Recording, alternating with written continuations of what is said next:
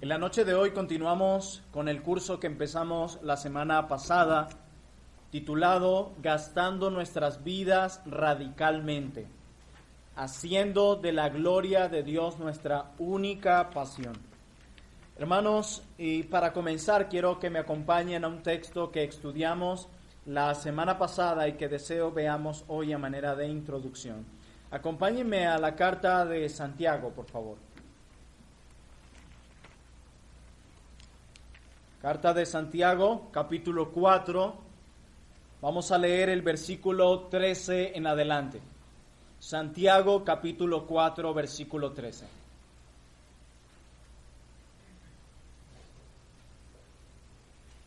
Amén.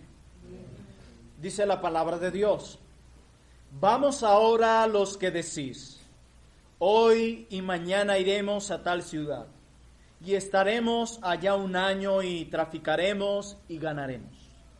Cuando no sabéis lo que será mañana, porque ¿qué es vuestra vida? Ciertamente es neblina que se aparece por un poco de tiempo y luego se desvanece. Amén. Eso es la vida, veíamos la semana pasada en nuestra clase anterior. La vida es muy breve, la vida es temporal. Por eso debemos aprovechar la vida al máximo, pero aprovechándola de la manera en como Dios determina que debemos aprovechar la vida. Hermano, ¿qué es aprovechar la vida para ti? Si yo te preguntara o te pidiera que escribieras en un papel, ¿qué es aprovechar la vida para ti? ¿Cuál sería tu respuesta? Tal vez para algunos aprovechar la vida es obtener algún tipo de éxito a nivel académico. Tal vez tener una pared repleta de títulos y luego en el futuro poder jactarnos de eso o sencillamente vivir de eso. Y algunos dirán, bueno, yo no he perdido mi vida porque he desgastado horas, meses y años haciendo un esfuerzo para ganarme esos títulos. Inclusive abandoné tiempos en familia y muchas cosas más para lograr esos títulos. Para mí esos títulos que están colgados en la pared son aprovechar la vida. Para otros dirán que aprovechar la vida es obtener éxito en su labor de padre o de padres en haber criado correctamente a sus hijos y ver a sus hijos viviendo moralmente correctamente. Y algunos dirán, bueno, yo he aprovechado la vida porque desgasté mi tiempo y lo invertí en eso. Para otros, tal vez aprovechar la vida es obtener un éxito en nivel económico, tal vez es eso. Tal vez haber ganado grandes recursos económicos, haber obtenido grandes propiedades para vivir tranquilos o vivir preparados si ocurre una recesión económica como la que tenemos en nuestro país. Para muchos, eso puede ser aprovechar la vida. Y a esto podemos añadirle muchas cosas más. Y de nuevo la pregunta, ¿qué es para ti aprovechar la vida? ¿Cómo tú defines o cómo tú pudieras evidenciar que estás aprovechando tu vida? ¿Por qué? Porque yo estoy seguro que muchos aquí, como preguntábamos la semana pasada, ninguno le gustaría llegar a la ancianidad y tener que decir, he desperdiciado mi vida. Yo estoy seguro que nadie, ninguno de ustedes, desde el más joven hasta el más anciano, desea desperdiciar su vida. Y más si recordamos lo que dice Santiago, que es breve, que es temporal. Mucho menos quisiéramos desperdiciarlo, ¿verdad? Pensar que algo tan breve, tan corto como es la vida, la desperdiciemos de alguna manera. Pero a pesar, mis hermanos, que muchos de ustedes pueden decir que no quisieran desperdiciar su vida, yo pudiera decirles que con las acciones que nosotros llevamos a cabo en el día a día reflejan una cosa muy distinta a la respuesta que damos con nuestros labios. Por un lado decimos que nosotros no queremos desperdiciar la vida, pero cuando miramos a lo que hacemos día tras día, desde que nos levantamos hasta que nos acostamos, esas acciones revelan otras respuestas. ¿Qué revelan? Que realmente podemos estar desperdiciando nuestra vida. Que realmente podemos estar desperdiciando nuestro tiempo y recursos dados por Dios. Entonces la pregunta es, ¿qué es entonces aprovechar la vida? Entonces, si de ninguna de estas cosas se trata el aprovechar la vida, entonces, ¿qué es realmente aprovecharla? Yo quiero que vayamos a un texto de las Escrituras y luego vayamos a otros, y a medida que veamos cada clase, esta respuesta se va a ir ampliando aún más. Acompáñenme a la primera carta de Pablo a los Corintios, por favor.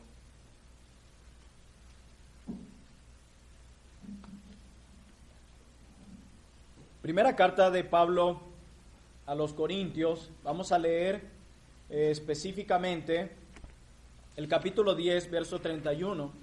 Yo diría que este es uno de los textos muy conocidos por los evangélicos hoy, pero a veces me temo que es uno de los textos menos aplicados y considerados en la vida diaria. Primero a los Corintios 10, 31.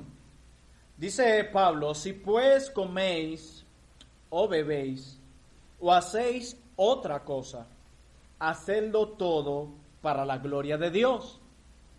Y el apóstol, inspirado por el Espíritu Santo, enfatiza desde la cosa más pequeña o aquella acción que parece más insignificante, como el comer de un plato de comida o tomar un vaso con agua, para decirnos que desde lo más pequeño hasta la actividad más amplia, nosotros tenemos que enfocarnos en la gloria de Dios.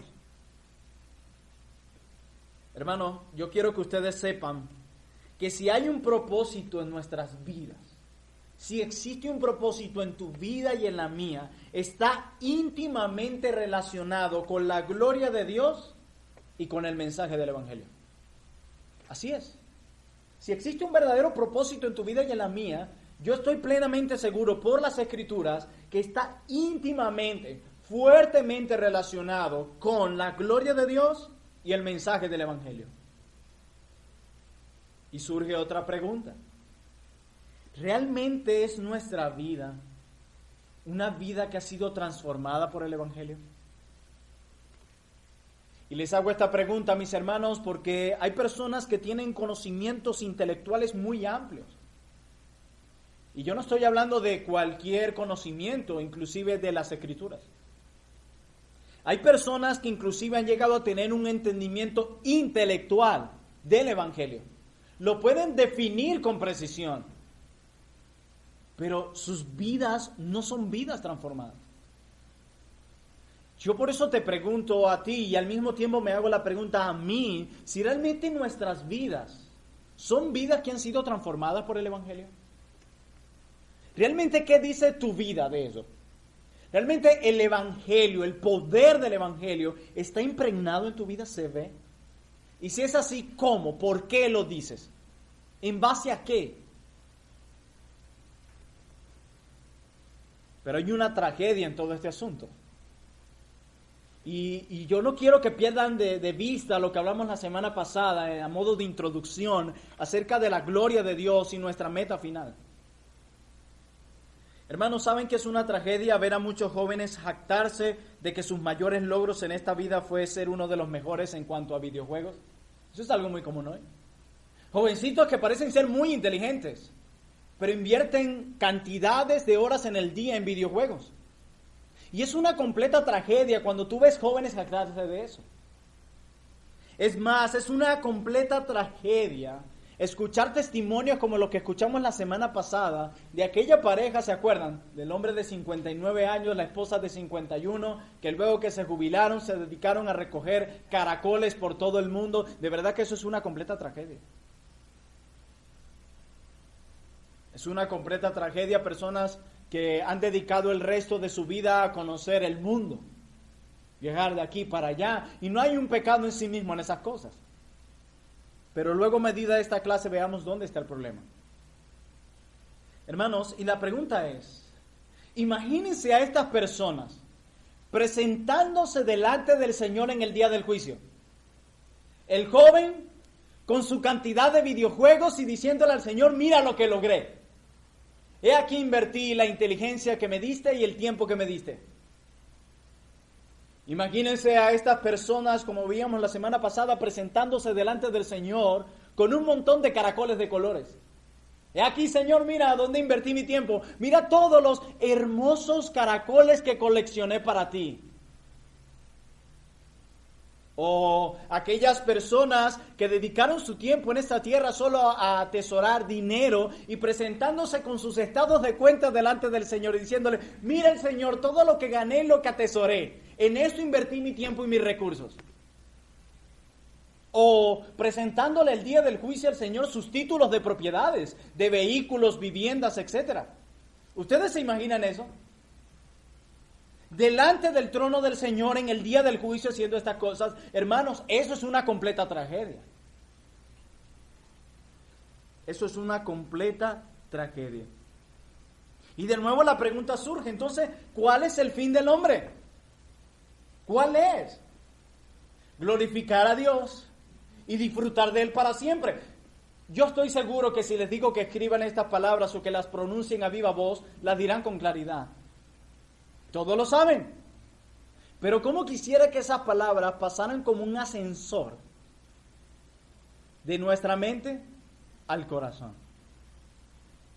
Porque las repetimos, pero yo quisiera pensar en que ustedes se levantan en la mañana diciendo, Señor, ayúdame a cumplir el propósito por el cual tú me has creado y salvado, para glorificarte a ti y deleitarme en ti. ¿Cuántos llegan a sus trabajos pensando en eso? En este día glorificaré a Dios y disfrutaré de Él. ¿Cuántos llegan a casa pensando en eso? ¿Cuántos están en la calle pensando en eso? ¿Cuántos cuando encienden la computadora o ven el celular están pensando en eso? Cuando abren un libro de teología, ¿cuántos están pensando en eso? Lo haré para la gloria de Dios y para disfrutar de Él. ¿Cuántos? Y es una respuesta que todos se saben. ¿Cuál es el fin principal cuál es el fin del hombre? Glorificar a Dios y disfrutar de Él para siempre. Y esa es la respuesta que dan los catecismos de la Reforma. Y la pregunta es, ¿cómo llegaron a esa conclusión estos hombres? Porque nosotros no estamos llamados a obedecer ningún mandamiento de hombre. Todo lo que creemos debe estar enraizado en la palabra de Dios. Recuerden lo que hemos hablado, la fuente en la cual creemos lo que creemos es importante. Y nuestra fuente debe ser la palabra de Dios. Entonces, ¿cómo llegaron los reformadores a esa conclusión? Bueno, mis hermanos, como sabemos, ellos llegaron a esa conclusión yendo a la Biblia misma. Por eso quiero que ustedes me acompañen a algunos textos. Solo vamos a ver algunos y luego veremos más. Acompáñenme a la carta de Pablo a los Romanos.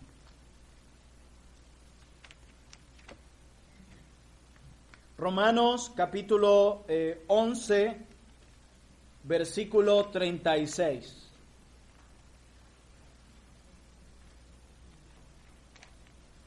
Dice Romanos 11:36, porque de Él, hablando de Dios, y por Él, y no solo eso, y para Él, son todas las cosas. Y quiero volver a leerlo.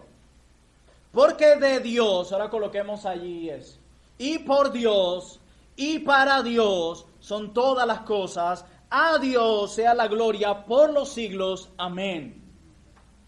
Eso es lo que dice el apóstol. Todo viene de Dios, todo es por Dios y todo es para Dios. Por lo tanto, a Dios sea la gloria. Primera los Corintios 10:31 ya lo vimos. Todo lo que hagas, sea comida o bebida, hazlo para la gloria de Dios. El profeta Isaías, que es uno de los textos que leímos la semana pasada y que leeremos más adelante, nos dice que nos ha creado para su gloria. Pablo escribiendo en Efesios capítulo 1 dice que fuimos salvados para su gloria.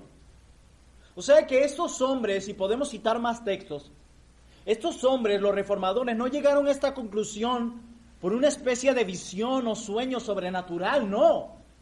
Las mismas escrituras declaran eso. Pero ¿qué de deleitarnos en Él? Porque es glorificar a Dios y disfrutar de Él para siempre. Acompáñenme al Salmo 73, por favor. Salmo 73.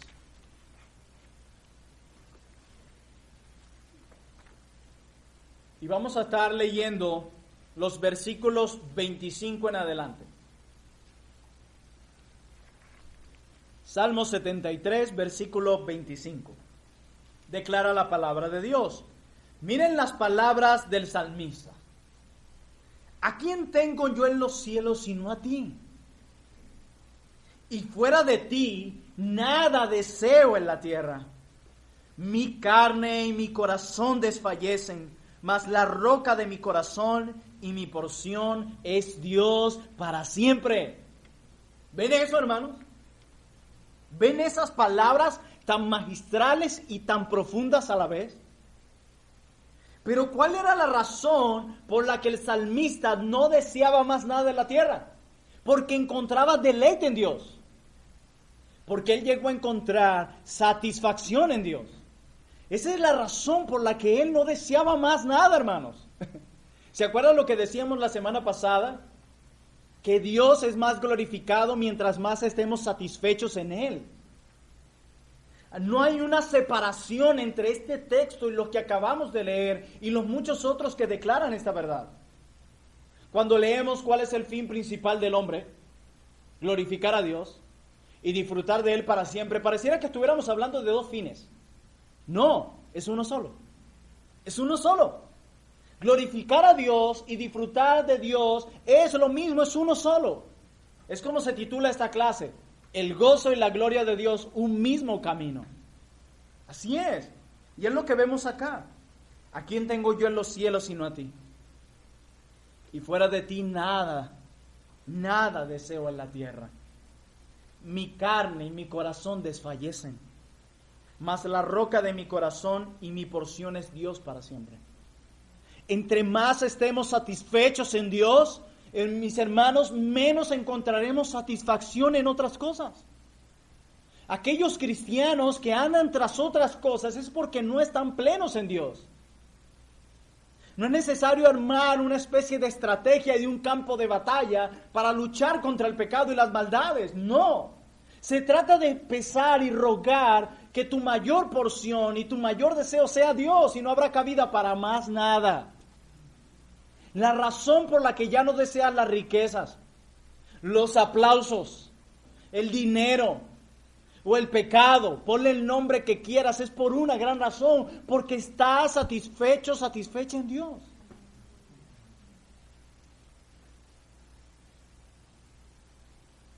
Y el salmista decía: nada deseo en la tierra porque lo tengo todo en Dios.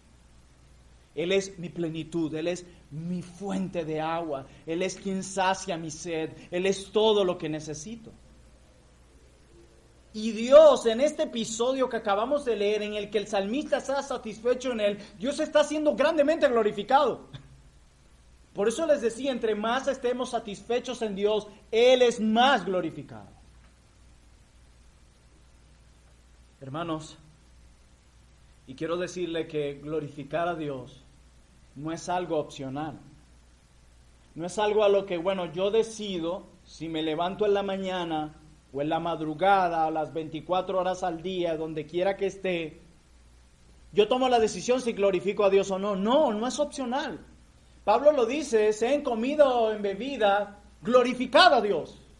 Es un mandamiento. Es un mandato. No es algo que si quiero lo tomo y si no, no. Tú estás llamado por mandato divino a glorificar a Dios. Y cada vez que no lo haces, has pecado contra Dios. Y eso es terrible para ti y para mí, porque fueron nuestros pecados los que llevaron a Cristo a la muerte misma. Y ese es el pecado el que está llevando a muchos a la condenación eterna. Por eso debemos pensar en eso. Pensar en eso, si Dios realmente se está llevando la gloria en nuestra vida.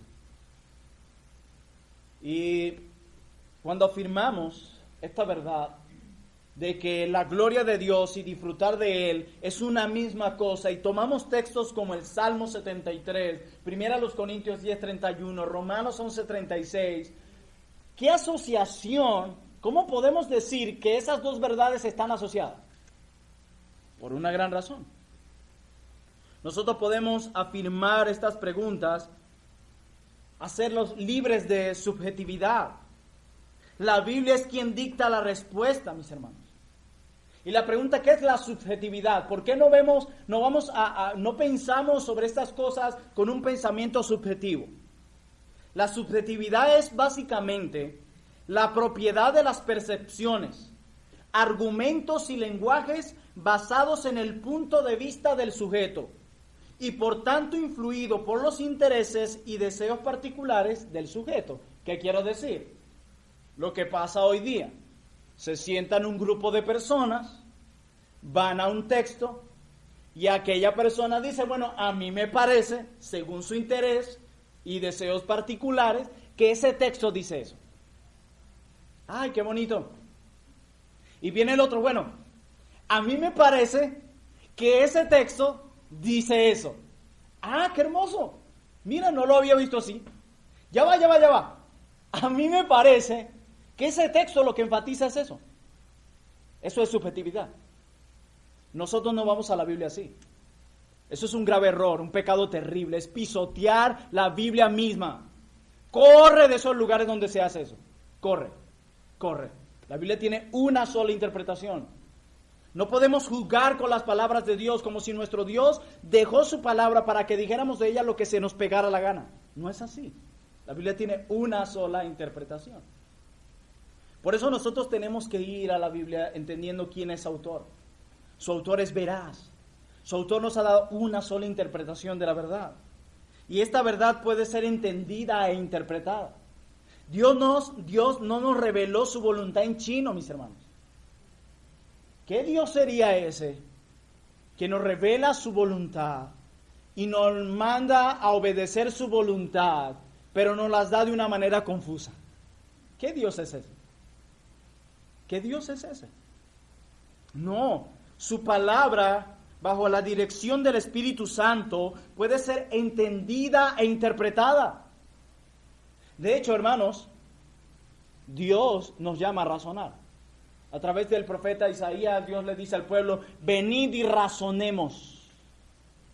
Dios quiere que pensemos. Solo que hoy día los cristianos no quieren pensar. Hace unos días me llama un hermano y me dice, pastor, tengo una duda con un texto. Yo estaba un poco ocupado y vi el texto. Por cuestiones de tiempo no le podía responder y le dice, lee lo que está antes un poco y lee lo que está después, analízalo un poco en el libro que está y me avisas que entendiste. A la hora aproximadamente llegó su mensaje con una interpretación correcta del texto y analizado. Muy bien, pensaste. Bueno, hoy día muchos no quieren pensar, no quieren razonar. El domingo hablaba con unos hermanos sobre el sermón que fue predicado y decían, wow, pero mira cuántas verdades en un solo capítulo. Y decía la hermana, nosotros deberíamos leer la Biblia así. Sí, lo que pasa es que somos muy perezosos. Yo envié por el grupo en diciembre 7 preguntas a hacerle un texto. Yo no sé cuántos lo están haciendo, pero los que lo estén haciendo están degustándose en el texto. Los que no, están leyendo la Biblia simplemente como un poema o como una novela más de su biblioteca. Pero yo tengo que decirles que Dios nos llama a pensar, hermanos. Piensen. A veces hay gente que ve un texto y de una vez corre al comentario bíblico o algún libro que hable de eso. No, eso es pereza. Porque ahora quien va a definir tu postura va a ser un hombre, no la Biblia. Y si ese hombre pudo llegar a una conclusión, tú también puedes. A menos que no tengas el Espíritu Santo de Dios. Razona, piensa, usa el intelecto, usa la mente. Por eso la palabra de Dios ha sido dada para ser interpretada y entendida. Sus versos, mis hermanos, no son como un collar de perlas. ¿Ven un collar de perlas? ¿Qué sucede con el collar de perlas? Cada pieza está independiente de la otra, ¿verdad que sí? Eso sucede con el collar de perlas. Bueno, muchos ven la Biblia así, como un collar de perlas. Como si cada texto estuviera divorciado el uno del otro, mas no. Tenemos que ver los versos de la Biblia como eslabones de una cadena, el uno conectado con el otro. Así debemos verlo. Por eso los reformadores y nosotros podemos llegar a la conclusión de que el fin del hombre es glorificar a Dios y disfrutar de Él para siempre, porque hay versos en la palabra de Dios que están conectados entre sí que declaran eso. Por ende, nosotros veremos unidad de pensamiento que se va desarrollando en la Biblia. Y volvemos a la pregunta. Nuestro llamado es glorificar a Dios, ¿cierto? Entonces, ¿qué es glorificar a Dios? ¿Qué es eso? Bueno, una de las mejores maneras de entender cómo son las cosas es pensando primero lo que no es. Hablemos primero de lo que no es glorificar a Dios. Bueno, glorificar a Dios no es como embellecer. Cuando tú vas a embellecer algo es porque le vas a agregar algo a eso, ¿verdad que sí? Tú dices, le voy a echar una pinturita a la casa para embellecerla, tú vas a agregarle algo para agregarle belleza a ella. Bueno, glorificar a Dios no es embellecer. No es hacerlo más glorioso o añadirle gloria a Dios. La semana pasada veíamos sobre la gloria inherente de Dios, ¿se recuerdan? Que no podemos quitarle ni añadirle, es la gloria que le pertenece a Dios, hace parte de Él, porque Dios es un Dios de gloria. Como decíamos, si Dios no hubiese creado ángeles y hombres para que lo glorificaran, Él seguiría siendo glorioso, ese es Dios. Por lo tanto, mis amados, glorificar a Dios no es como embellecer. Vamos a hacerlo más bonito a Dios. Error, eso no es. Él es hermoso. Él es glorioso. Él es grande. Vayamos al libro de los Hechos. Hechos capítulo 17. Hermanos, Dios ya es el más glorioso de todos. Dios ya lo es. Hechos 17, versículos 24 y 25. Dios ya es el más glorioso de todos. El más grandioso y hermoso de todos. Así que no es embellecer. Hechos 17, verso 24 y 25. El Dios que hizo el mundo y todas las cosas que en él hay, siendo Señor del cielo y de la tierra, no habita en templos hechos por manos humanas, ni es honrado por manos de hombres, como si necesitase de algo, pues Él es quien da a todos vida y aliento, y por si acaso algo se escapó, y todas las cosas. O sea, Dios no necesita que tú le des algo a Él. Es lo que conocemos como la independencia de Dios. Dios no nos necesita a nosotros sí, urgentemente necesitamos de Dios. Así que cuando hablamos de darle gloria a Dios, no te imagines embellecerlo, porque Él ya es bello, Dios es hermoso, Dios es majestuoso. Más bien es como magnificar, así es. Más bien cuando hablamos de glorificar a Dios es como magnificar. No es como ver por un microscopio. En un microscopio, algo pequeño, ¿lo ves? Grande, ¿verdad que sí? Bueno, magnificar a Dios no es eso. Es más bien como verlo a través de un telescopio. Algo muy grande, verlo con nuestros ojos pequeños. Bueno, parece que muchos están tratando de ver a Dios más bien a través de un microscopio. Ponemos un Dios pequeño, débil, atado, al cual de alguna manera lo vemos un poquito grande. No, tenemos que ver a Dios así como verlo a través de un telescopio, algo muy grande a través de nuestros ojos muy pequeños. Mostrar lo grande, santo y lo infinitamente digno que es Dios. De hecho, la creación misma declara la gloria de Dios. Acompáñeme al Salmo 19.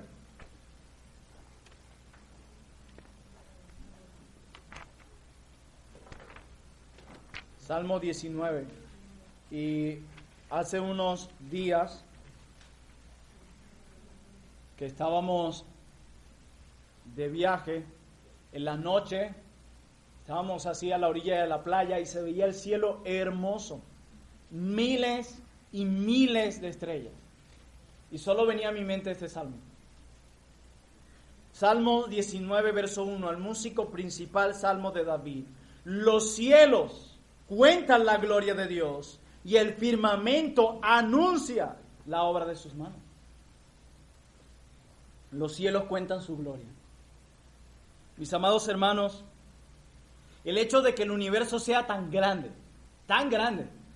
y nosotros tan pequeños debería enseñarnos algo, ¿o no?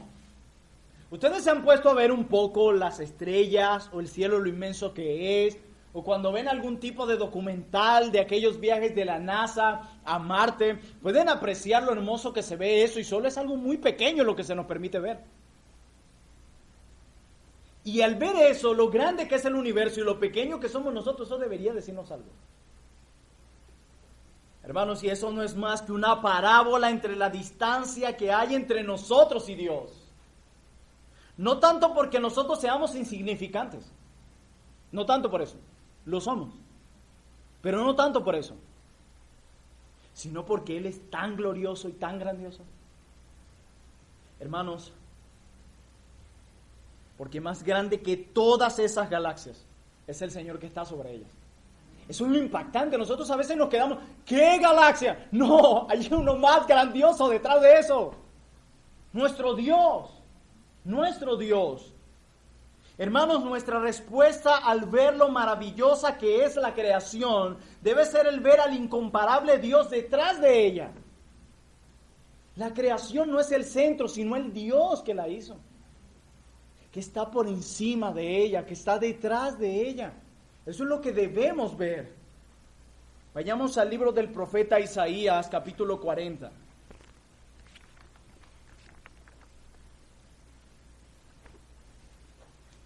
Isaías, capítulo 40, vamos a leer del versículo 12 al 26. Isaías 40, versículos 12 al 26. Quiero que sigan conmigo en la lectura, y dice la palabra de Dios. ¿Quién midió las aguas con el hueco de su mano, y los cielos con su palmo? Y con 3 dedos juntó el polvo de la tierra, y pesó los montes con balanza, y con pesas los collados. Verso 13. ¿Quién enseñó al Espíritu de Jehová, o le aconsejó enseñándole? Me encanta lo que hace aquí el texto. Verso 14. ¿A quién pidió consejo para ser avisado? ¿Quién le enseñó el camino del juicio, le enseñó ciencia, o le mostró la senda de la prudencia? He aquí que las naciones le son como la gota de agua que cae en el cubo, y como menudo polvo en balanzas le son estimadas. He aquí que hace desaparecer las islas como polvo. Verso 16. Ni el Líbano bastará para el fuego, ni todos sus animales para el sacrificio. Como nada son todas las naciones delante de Dios, y en su comparación serán estimadas en menos que nada, y que lo que no es. ¿A qué pues haréis semejantes a Dios, o qué imagen le compondréis? Luego que desglosa lo grande que es, dice, ¿y qué imagen le harás a este Dios tan grande? Y dice el verso 19, el artífice prepara la imagen de talla, el platero le extiende el oro y le funde cadenas de plata. El pobre escoge para ofrecerle madera que no se apolille. Se busca un maestro sabio que le haga una imagen de talla que no se mueva. Miren lo que está haciendo aquí el profeta. Verso 21. ¿No sabéis? ¿No habéis oído? ¿Nunca os lo han dicho desde el principio? ¿No habéis sido enseñados desde que la tierra se fundó? Está diciéndoles, leyeron Génesis capítulo 1. Verso 22. Él está sentado sobre el círculo de la tierra, cuyos moradores son como langostas. Él extiende los cielos como una cortina, los despliegas como una tienda para morar. Él convierte en nada a los poderosos. Y miren esto, y a los que gobiernan la tierra hace como cosa vana. Como si nunca hubieran sido plantados, como si nunca hubiesen sido sembrados, como si nunca su tronco hubiera tenido raíz en la tierra. Tan pronto como soplan ellos se secan, y el torbellino los lleva como hojarasca. Verso 25. ¿A qué pues me haréis semejante o me compararéis? De nuevo la pregunta. Dice el santo. Verso 26. Levantad en alto vuestros ojos y mirad quién creó estas cosas. Él saca y cuenta a su ejército. A todas llama por sus nombres. Ninguna faltará. Tal es la grandeza de su fuerza y el poder de su dominio. Wow, hermanos, estos textos hablan por sí solos.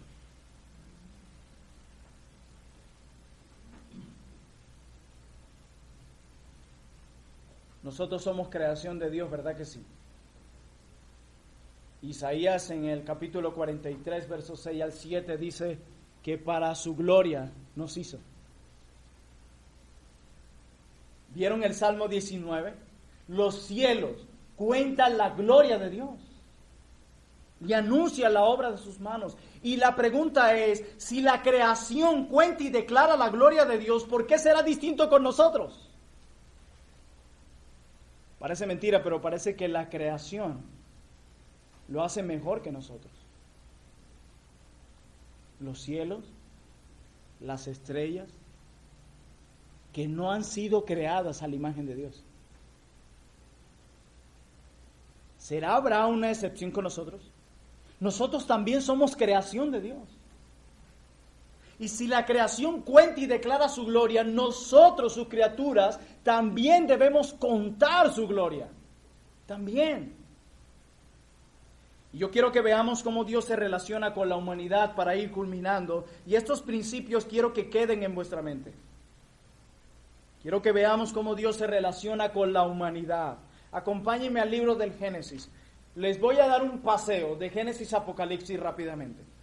Génesis capítulo 1, versículo 26. Y tengan en cuenta las palabras claves en estos textos. Génesis 1, 26 dice la palabra de Dios. Entonces dijo Dios, hagamos al hombre a nuestra imagen, conforme a nuestra semejanza, y señoreen los peces del mar, en las aves de los cielos, en las bestias, en toda la tierra y en todo animal que se arrastra sobre la tierra. Y creó Dios al hombre a su imagen, a imagen de Dios lo creó, varón y hembra los creó. Dios, mis hermanos, dice el 28, y los bendijo ¿quién?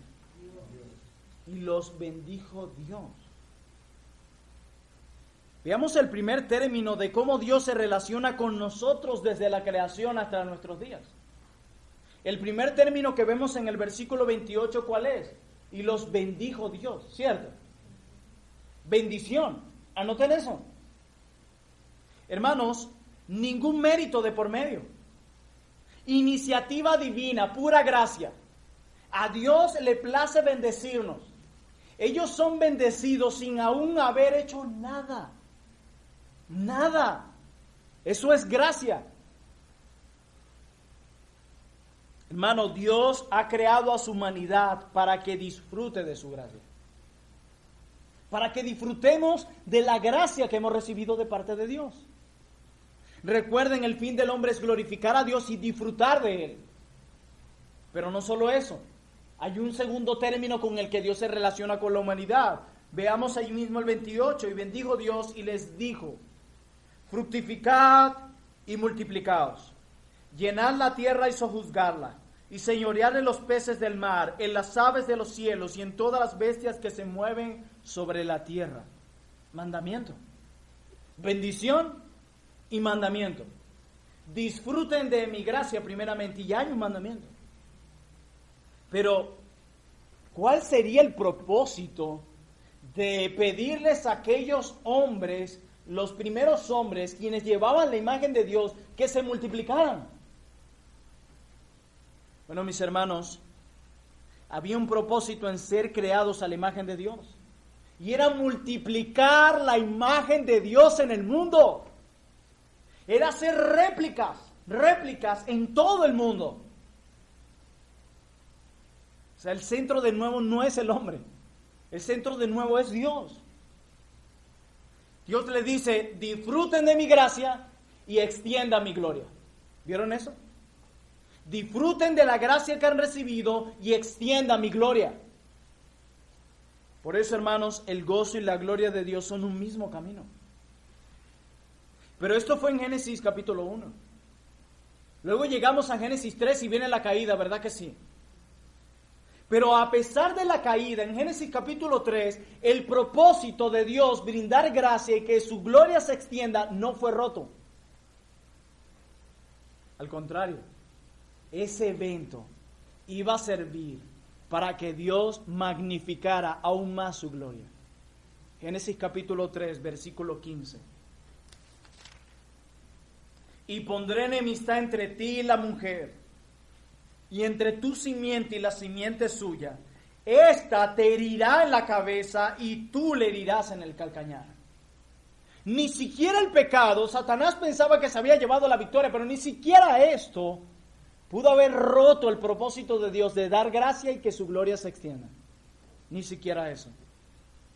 El mandato se repite en Génesis 8, vayamos a Génesis 8, versículo 17. Esto es luego del diluvio. Y se repiten las mismas palabras. Génesis 8, 17. Todos los animales que están contigo de toda carne, de aves y de bestias, y de todo reptil que se arrastra sobre la tierra, sacarás contigo, y vayan por la tierra, y fructifiquen y multiplíquense sobre la tierra.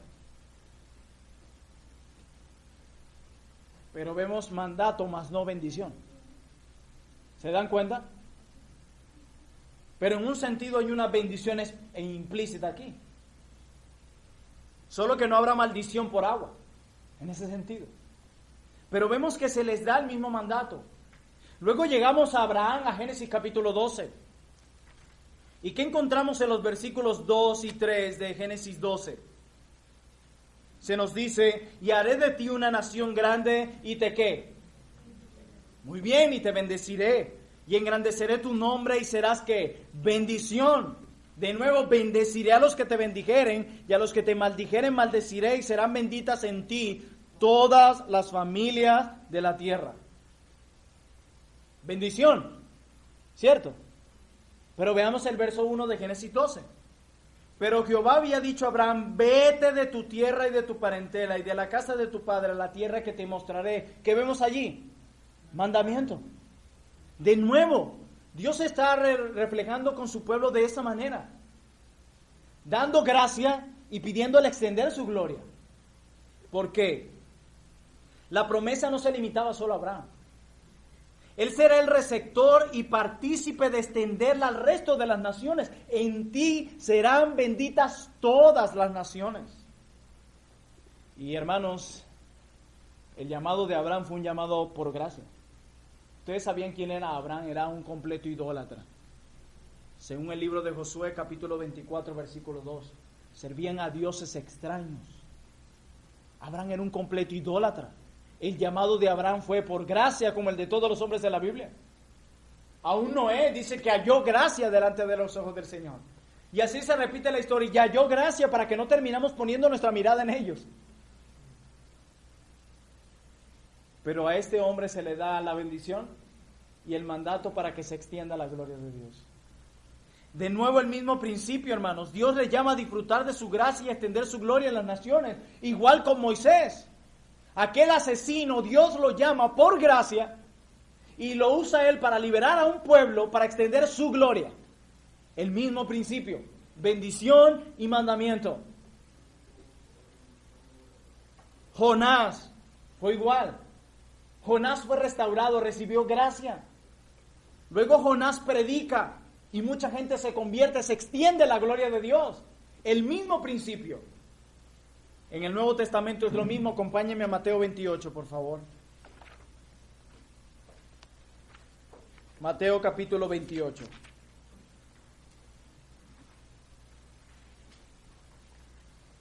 Versículo 16.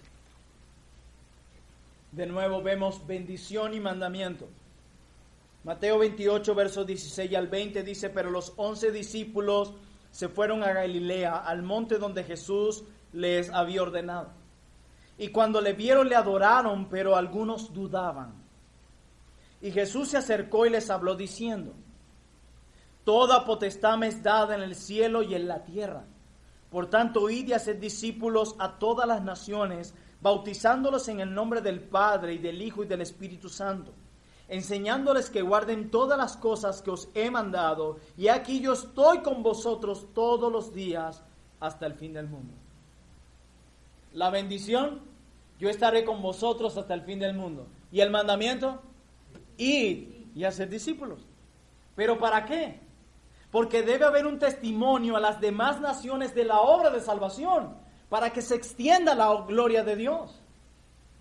Fíjense, reciben gracia y extienden su gloria. Y el recibir gracia es un gozo, es un deleite. Por eso la gloria de Dios y el gozo son un mismo camino. Y el patrón se mantiene en el libro de los Hechos y en las cartas, mis hermanos. Vayamos a Filipenses. Ya entramos al Nuevo Testamento. Filipenses, capítulo 1, versículo 6. Filipenses 1, 6. Dice la palabra de Dios: estando persuadido de esto, que el que comenzó en vosotros la buena obra, la perfeccionará hasta el día de Jesucristo. ¿Qué es eso? Bendición, gracia. Así es, bendición. Pero miremos del verso 9 al 11, en el mismo contexto de lo que acabamos de leer. Y esto pido en oración, que vuestro amor abunde aún más y más en ciencia y en todo conocimiento, para que aprobéis lo mejor, a fin de que seáis sinceros e irreprensibles para el día de Cristo, llenos de frutos de justicia, que son por medio de Jesucristo, para gloria y alabanza de Dios. ¿Qué encontramos allí? Mandamiento.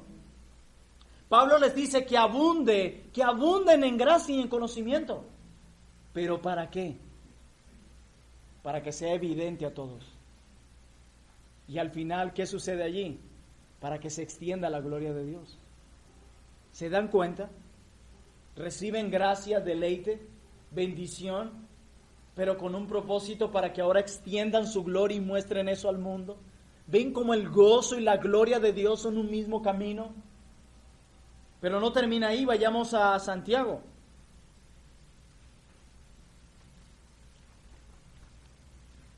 Santiago capítulo 1. Santiago capítulo 1, versículo 18 dice la palabra de Dios: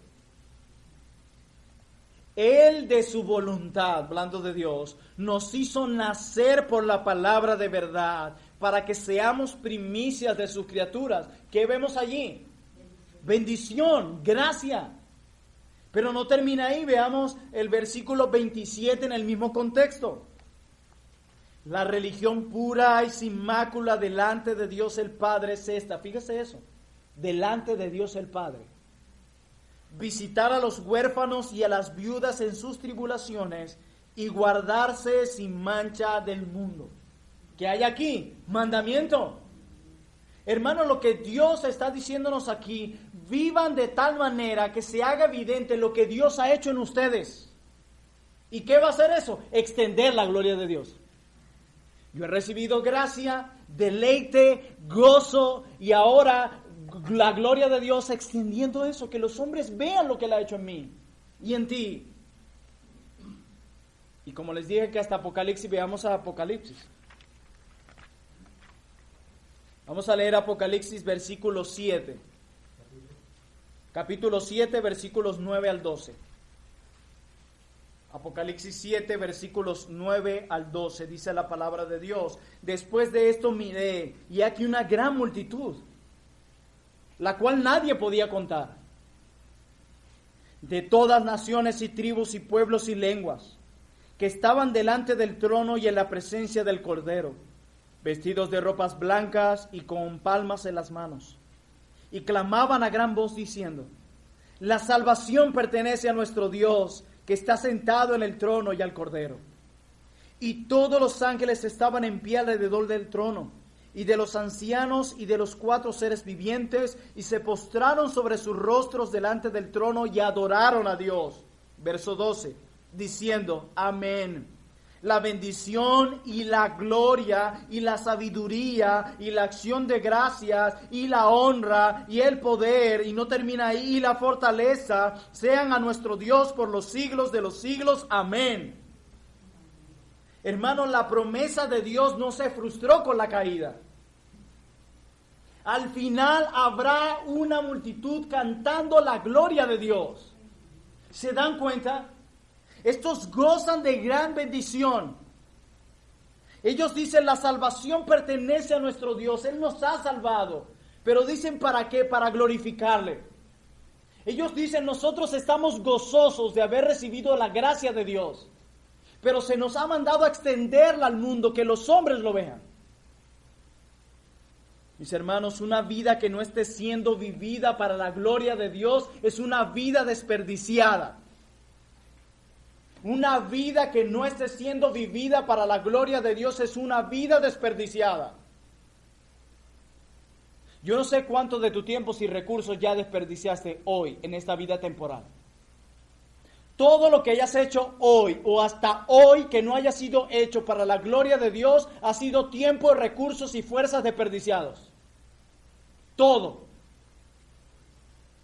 Por lo tanto, una vida que no se vive para la gloria de Dios es una vida desperdiciada. Y tú podrás decir, oh, ¿cuántos años he desperdiciado?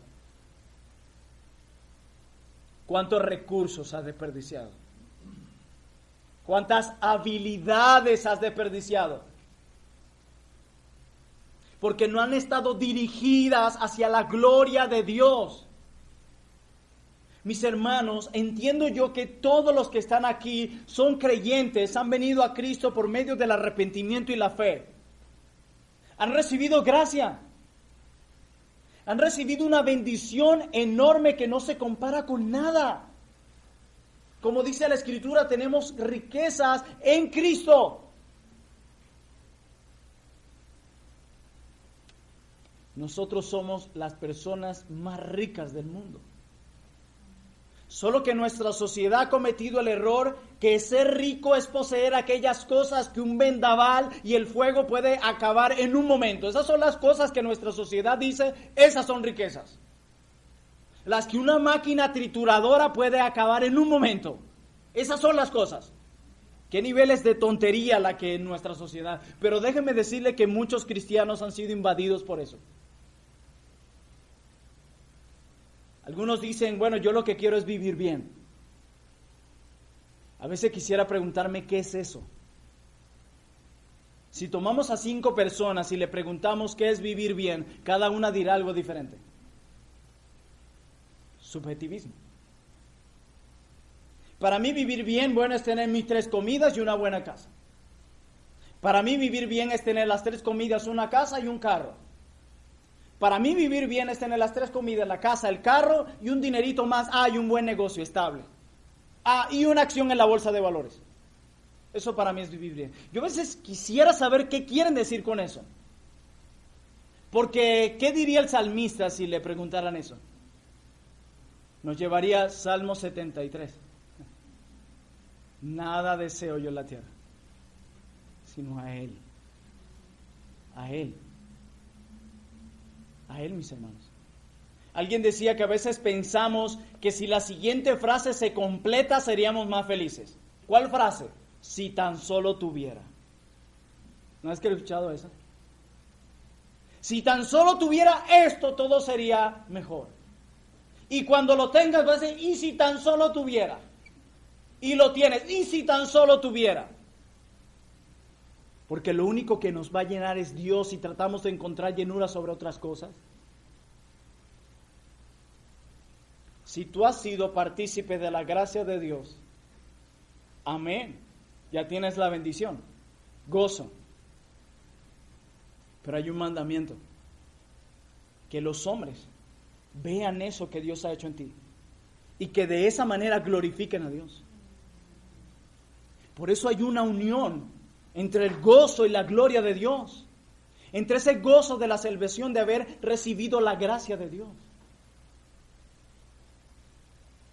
Hermanos, hemos orado para que el Señor nos abra puertas con un amigo, familiar o compañero inconverso para predicarle la palabra. Sí, eso fue hace 8 días. Entonces mañana tendremos inconversos por los cuales orar. Si no es así, no creo que el Señor no te haya abierto puertas. A mí me abrió unas y créeme, no eran las más agradables, pero las abrió. Pero tú, ¿qué dices? Hermanos, si oramos para vivir tal que sea evidente para los demás que Jesús es más precioso que la vida misma para nosotros, a la vez debemos estudiar la palabra de Dios para que ésta como telescopio nos muestre la gloria de Dios y del Hijo para reflejarla a los demás. Es aquí el mejor telescopio para ver verdaderamente lo glorioso que es Dios. De nuevo la pregunta, ¿has recibido de la gracia de Dios? Amén, dirán muchos, sí. pero ¿qué tanto estás extendiendo su gloria en este mundo?